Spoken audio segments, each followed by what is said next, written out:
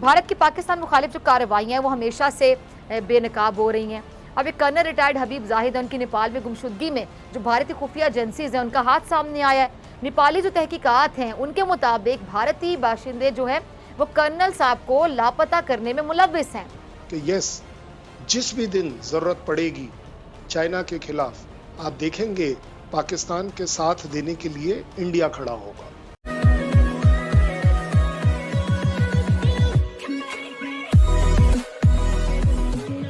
नमस्कार दोस्तों, ये है वायरल फैक्ट और इस वीडियो के अंदर दरअसल बात हो रही है कि पाकिस्तान का कोई कर्नल है जो नेपाल से गायब हो गया है। अब ये कर्नल की जो गायब होने वाली रिपोर्ट है ये तो बहुत पुरानी है, लेकिन फिजा खान इसको आज उठा रही है। लेकिन ये कभी भी ये बात नहीं कहेंगे कि 1971 के अंदर जो कि पाकिस्तान बुरी तरीके से वॉर हार चुका था, उसके बाद उसके दो टुकड़े हो गए, पहले ईस्ट पाकिस्तान और वेस्ट पाकिस्तान था, लेकिन इसके बाद हो गया बांग्लादेश और पाकिस्तान।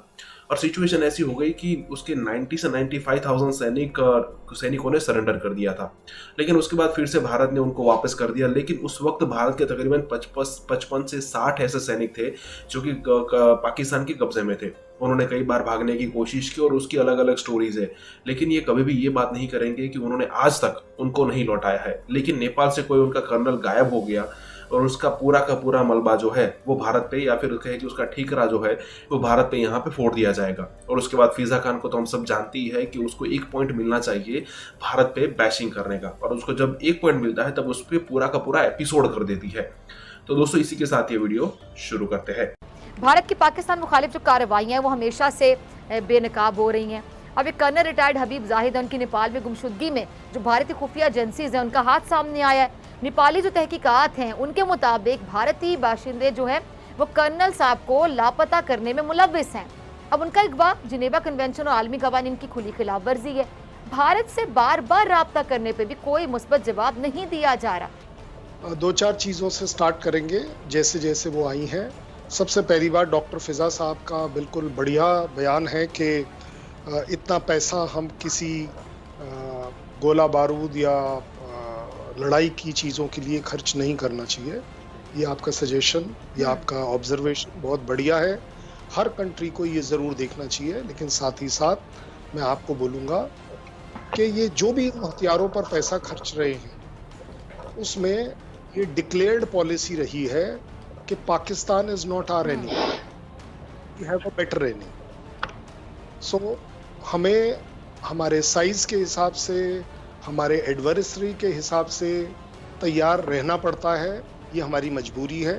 साथ ही साथ पाकिस्तान इसको सेलिब्रेट करना चाहिए कि यस, जिस भी दिन ज़रूरत पड़ेगी चाइना के खिलाफ, आप देखेंगे पाकिस्तान के साथ देने के लिए इंडिया खड़ा होगा।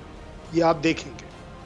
जहाँ तक आपने एक अच्छी बात करी कि जुल्म और सितम बहुत हो रहे हैं, अगर दोनों डीजीएमओ साहब मिलकर एक सीज फायर डिक्लेयर करते हैं, अगर कोविड शील्ड हम आपके साथ शेयर करते हैं, और अगर इन्हीं को जुल्म सितम कहना चाहिए, तो भगवान करे इस तरह के जुल्म सितम और हो, और अच्छे बढ़ चढ़ कर हो।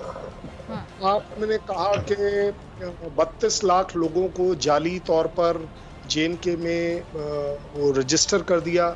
कृपया कर वो रजिस्ट्रेशन की जो वेबसाइट है वो आपके यहाँ नीचे ज़रूर चलाइएगा। मैं भी अप्लाई कर देखूँगा, आप भी अप्लाई कर देखिएगा कि क्या उसमें कुछ कंट्रीब्यूशन हो भी पा रहा है कि नहीं, क्योंकि इस तरह की अफवाहें उड़ाना आपका हक है, लेकिन सच्चाई ये है कि इस तरह का कुछ हो नहीं रहा।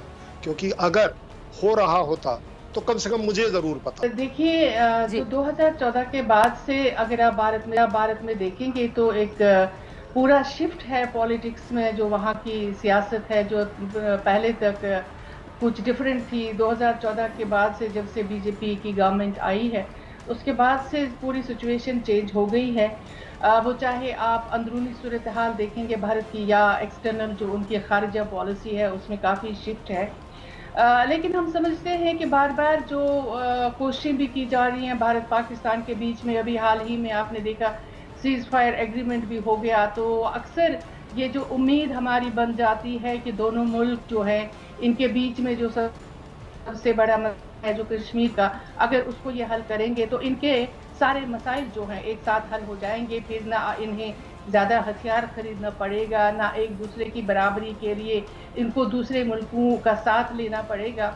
और अंदर जो मुल्क में जो गुर्बत इतनी है उस पर तवज्जो मरकूज होगी, तालीम पे मरकूज होगी, सेहत पे मरकूज होगी। लेकिन आपने देखा कि जो भारत की इस वक्त की जो पॉलिसी है वो एक तरह से लग रहा है कि चौधराहट टाइप की पॉलिसी है कि भाई आपको कंट्रोल करना है, आपको हिंदू राष्ट्र बनाना है, आपको कश्मीर जिसको आपने आर्टिकल 370 के तहत एक खसूसी पोजीशन दी है उसको आप हथिया रहे हैं। तो इस तरह की जो हर में जो इस तरह की कार्रवाइयाँ हो रही है, जाहिर है कि आलमी सतह पे भारत की बड़ी इमेज खराब हो रही है और भारत जो अच्छा खासा बड़ा सेकुलर मुल्क कहलाया जाता था उसकी छवि जो है बहुत मुतासिर हुई है और इस वजह से पूरा साउथ एशिया है इसकी लपेट में आ रहा है, उस पर असर पड़ रहा है और बाकी सारे ममालिक जो है वो इस वक्त लग रहा है कि एक खौफ की सूरत में है कि साउथ एशिया में क्या होने जा रहा है और इसका जो इम्पैक्ट है बहुत बुरा है और इसकी जद में हर कोई आ रहा है और हर कोई परेशान हाल। सही।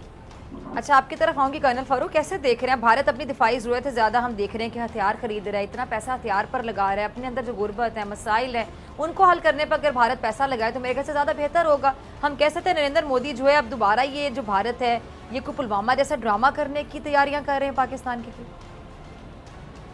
जी करिए सर। ड्रामा तो ये शुरू से करते आ रहे हैं और हमारी 73 साल जब से ज़िंदगी बनी है, जब से मार्ज़ वजूद में दोनों कंट्रीज़ बनी हैं, इंडिया और पाकिस्तान, उस वक़्त से लेकर आज तक हिंदुस्तान ने कोई मौका नहीं छोड़ा जिसमें हमें वो नुकसान पहुंचा सकता हो और हमने कोई मौका नहीं छोड़ा जब तक कि हम दोस्ती का हाथ बढ़ाते हो। अभी रिसेंटली ये जो इस अशरे में जो पूरे में 10 साल में हुआ वो क्या हुआ कि इनको ये लग गया कि चूंकि चारों तरफ इनके अमन था और पाकिस्तान के गिर्द एक जंग मुसल्लत कर दी गई थी दहशतगर्दी की, तो उसमें मैं अक्सर इनके प्रोग्रामों में पूछा भी करता था कि दहशतगर्दी की जंग पाकिस्तान तो लड़ ही रहा है, हम तो हज़ारों लोग दे रहे हैं। दहशतगर्दी की जंग में दुनिया के समंदर पार से 7 समंदर पार से 44 मुल्कों के सोल्जर हिस्सा ले रहे हैं। भारत वावेला के अलावा क्या कर रहा है? क्या एक भी सोल्जर वहाँ पे है उनका? मकसद यही था मेरा कहने का कि भारत वो सारे स्टेज करता था, वो ड्रामे करता था जिसके लिए इसको बढ़ोतरी मिले और पाकिस्तान पर ये एक तरह का जंग मुसल्लत रहे। अब यहाँ पर इनको एक साउथ एशिया इनकी एक कॉन्फ्रेंस है, ये उनकी थी जॉन कैरी की, वहाँ पर भारत को 4 टास्क मिले इस इलाके में।